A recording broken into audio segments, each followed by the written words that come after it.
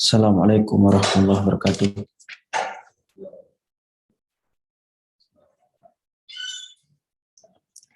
Alhamdulillah hamdan katsiran thayyiban mubarakan fihi wa mubarakan alaihi kama yuhibbu rabbuna wa yardah.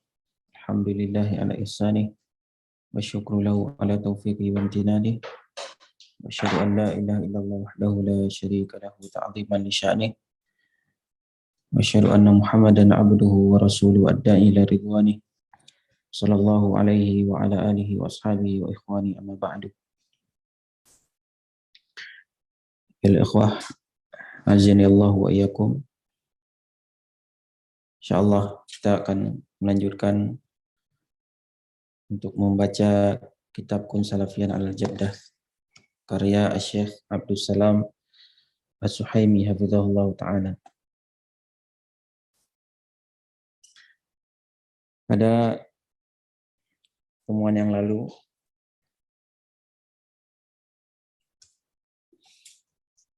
kita terakhir sampai di halaman 65 atau 66 ya.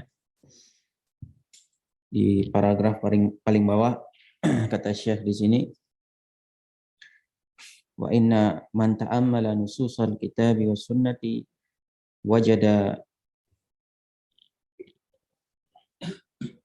wajada anna al-bid'a fid dini muharramatun wa mardudatun ala ashabiha min ghairi farqin baina bid'atin wa bid'atin wa in kanat tatafawutu darajatut tahrimi bihasabi naw'iyatil bid'ati.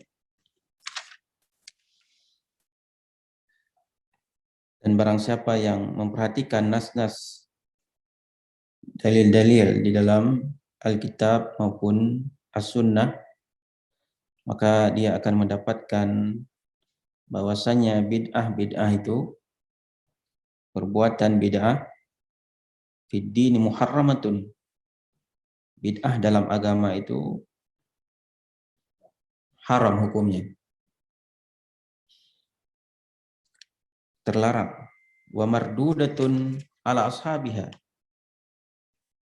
dan perbuatan bid'ah tersebut juga tertolak bagi mereka yang melakukannya. Ibadah yang dilakukan tersebut yang didasari dengan bid'ah, membuat perkara yang baru di dalam agama, maka seluruhnya amalan tersebut tertolak. Min ghairi farqin baina bid'atin wa bid'atin, tanpa membedakan antara bid'ah ini dan bid'ah yang itu. Ya. Nanti di sana ada bid'ah yang masuknya maksiat, ada bid'ah yang masuknya kekufuran, ada bid'ah yang masuknya wasilah kepada kesyirikan atau yang semisalnya. Memang ada perbedaan. Namun seluruh bid'ah tersebut merupakan terlarang, haram hukumnya. Wa in kanat tatafawutu darajatut tahrim bihasabi naw'iyatil bid'ah. Meskipun tatafawut itu bermacam-macam, berbeda tingkatan derajat keharaman bihasabi naw'iyatil bid'ah, sesuai dengan jenis bid'ah tersebut. Ya, jadi derajatnya tidak sama. Bid'ah yang sifatnya maksiat enggak sama dengan bid'ah yang sifatnya kekufuran, enggak sama. Tapi sama-sama terlarang, sama-sama haram, sama-sama ditolak oleh Allah Subhanahu wa taala. Walidza jaa an-nahyu 'anil bid'i 'ala wajhin wahidin fi qawlihi sallallahu alaihi wasallam, iyyakum muhdatsatil umur fa inna kulla muhdatsatin bid'atun wa kulla bid'atin dhalalatun. Dan oleh karenanya telah datang larangan daripada perbuatan bid'ah tersebut ala wajhin wahidin, yakni atas satu bentuk. Ini di sini tidak dibedakan jenis bid'ahnya. Setiap bid'ah itu tersesat. Ya, setiap yang baru itu bid'ah namanya. Ya, atas satu bentuk, kata Nabi sallallahu alaihi wasallam. Kata Nabi, iyyakum wa muhdatsatil umur, jauhilah oleh kalian wa muhdatsatil umur, setiap perkara yang baru di dalam agama. Fa inna kulla muhdatsatin bid'atun, karena setiap segala perbuatan yang baru muhdats di dalam agama itu bid'ah namanya. Wa kulla bid'atin dhalalah, dan setiap bid'ah itu sesat. Jadi semuanya sesat. Ya.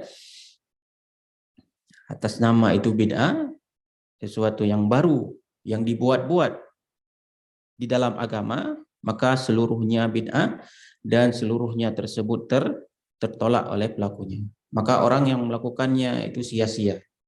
Meskipun dia sudah mengeluarkan tenaga, mengeluarkan uang, atau bahkan mungkin dia ikhlas melaksanakannya, karena Allah Subhanahu wa taala, tetap dia tertolak, tidak diterima. Wa qauluhu sallallahu alaihi wasallam, man ahdatha fi amrina hadza ma laysa minhu fahuwa raddun. Kemudian Nabi SAW juga mengatakan, man ahdatha, barang siapa yang melakukan muhdats, sesuatu perkara yang baru di dalam agama, fi amrina, dalam perkara kami, perkara agama, ma laysa minhu, yang tidak ada dari agama tersebut, yang tidak ada dari ajaran kami, fahuwa raddun, maka hal tersebut tertolak. Fadallal haditsu ala anna kulla muhdatsatin fid dini fahuwa bid'atun wa kulla bid'atin dhalalatun wa mardudatun.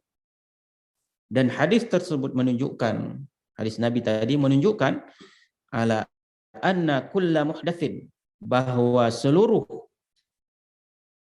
dari perkara yang diada-adakan fiddin, di dalam agama, fahuwa bid'atun.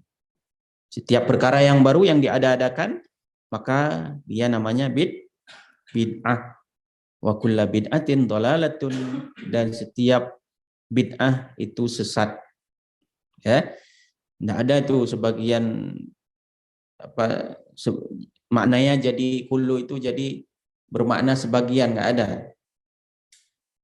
Karena kullu, alasannya apa? Kullu bersandar ke isim nakirah, bid'atin. Jadi jadinya di sini tidak bermakna semua, tapi sebagian. Nggak ada ini. Gimana nanti kita pahami tentang firman Allah, kullu nafsin dha'iqatul maut, setiap yang berjiwa itu merasakan mati. Baik hewan, manusia itu merasakan mati. Yang bernyawa, yang berjiwa. Itu kan sama juga. Kullunya bersandar ke isim nakirah, nafsin. Apa di sini dimaknai, dipahami dengan sebagian? Nah, semuanya. Ya. Ini nahu ini jangan dipakai untuk mempermainkan ayat Allah, ya. Kullu bermakna semua. Ya. Dhalalatun, tersesat, wa mardudatun, sudah tersesat kemudian tertolak, tidak diterima. Wa ma'na dzalika anna kulla bid'atin fil ibadati muharramatun. Walakin, ya, di sini bahwasanya setiap bid'ah, anna kulla bid'atin fil ibadati muharramatun, bahwa setiap bid'ah, perkara yang baru yang diada-adakan, fil ibadat, di dalam ibadat, ya, muharramatun, maka ini hukumnya haram. Walakin at-tahrimu yatafawatu bihasabi naw'il bid'ati, yang kita jelaskan tadi, akan tetapi at-tahrim, pengharaman tersebut, yatafawat, itu bertingkat-tingkat, bermacam-macam, bihasabi naw'il bid'ah, sesuai dengan jenis bid'ahnya, sesuai dengan jenis bid'ah. Faminha ma huwa kufrun sarrah. Nah, di antara bid'ah itu ada yang sifatnya kekufuran yang jelas, soreh, kufurun yang jelas, seperti bid'ahnya Jahmiyah, ya, atau bid'ahnya orang-orang Syiah, bid'ah yang membawa kepada kekufuran, atau mengingkari tentang Allah beristiwa di atas arasy, ya, mengingkari azab dan nikmat kubur, mengatakan Al-Quran makhluk. Ini semua bid'ah-bid'ah yang membawa kepada kekufuran yang nyata. Wa minha ma huwa min wasail syirk. Nah, di antara bid'ah itu ada yang sifatnya dia menjadi wasilah kepada kesyirikan, perantara kepada kesyirikan. Tapi belum dikatakan syirik, namun dia perantara kepada kesyirikan. Apa contohnya? Ya, orang yang dia berdoa di kuburan. Dia berdoa di sisi kuburan, ya, dengan anggapan berdoa di kuburan itu mudah diijabah sama Allah, memiliki keutamaan. Ya, berdoa di kuburan dengan anggapan kalau berdoa di kuburan itu mudah diterima sama Allah, afdol, lebih utama. Tapi di sini dia tidak meminta kepada penghuni kubur tersebut. Dia hanya berdoa di sisi kuburan, tapi dia berdoa kepada Allah dengan anggapan tadi kalau berdoa di kuburan itu lebih afdol, lebih diterima sama Allah. Namun dia tidak berdoa atau meminta kepada penghuni kubur tersebut. Ini sifatnya bid'ah, bukan syirik. Karena dia tidak berdoa kepada penghuni kuburnya. Dia tidak meminta wasilah kepada penghuni kuburnya. Dia hanya sekedar berdoa, namun dia tempatnya di kuburan. Dengan anggapan mudah diijabah sama Allah. Ini wasilah kepada kesyirikan. Ini sifatnya bid'ah. Apakah sudah masuk syirik? Belum. Masuk syirik kapan? Kalau dia berdoa kepada penghuni kubur tersebut. Dia jadikan orang yang di dalam kubur tersebut sebagai wasilah, perantara antara dia dengan Allah Subhanahu wa taala. Ini wasilah. Tapi dia bisa mengarah kepada kesyirikan. Mungkin pada awalnya dia hanya berdoa tanpa berdoa kepada penghuni kubur, tapi lama-lama dia akan berdoa kepada orang yang ada di dalam kubur tersebut. Ini wasilah kepada kesyirikan. Ya. Wa minha ma huwa fiskun wa maksiyah. Nah, di antara bid'ah tersebut ada yang sifatnya kefasikan, ya, kefasikan, wa maksiyah yang sifatnya maksiat. Seperti yang kita lihat, ya, yang dilakukan oleh kebanyakan orang di zaman sekarang. Membuat perayaan-perayaan yang baru, contoh-contoh yang baru, ya, di dalam agama. Ada yang sifatnya kekufuran yang nyata, ada yang menjadi wasilah kepada kesyirikan, dan ada juga yang sifatnya kefasikan dan maksiat. Mungkin hanya ini dapat saya sampaikan. Sallallahu ala nabiyina Muhammad. Alhamdulillahirabbil alamin. Subhanakallahumma wa bihamdika asyhadu an la ilaha illa anta astaghfiruka wa atubu ilaik. Assalamualaikum warahmatullahi wabarakatuh.